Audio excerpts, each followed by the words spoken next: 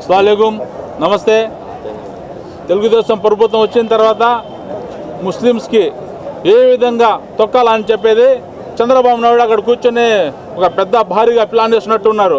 ఎందుకంటే సీఎం చేసింది 10 మందికి మంచిగా చేస్తారని చెప్పి 10 మంది ఆస్తులు కొట్టేస్తారని చెప్పి కాదు.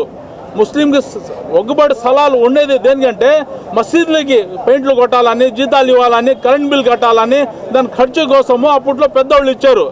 ఆ స్థలాలు చంద్రబాబు నాయుడు దొంగలాగా కొట్టేస్తున్నారు. అది మంచి పద్ధతి కాదు. దొంగతనాలు చేయకూడదు.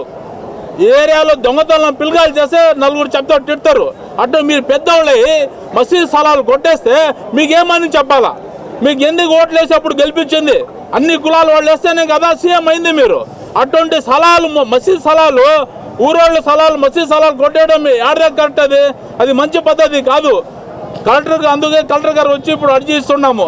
కానీ ఇది ఆపకపోతే మొత్తం ఆంధ్రప్రదేశ్ మొత్తం మీద జగన్ అన్న ఆదేశాల మేరకు ధర్నాలు చేస్తాము, ఎక్కడి దాకానే వెళ్తాము. ఇది మంచి పద్ధతి కాదు. దొంగతనాలు మానుకోవాలి తెలుగుదేశం ప్రభుత్వం.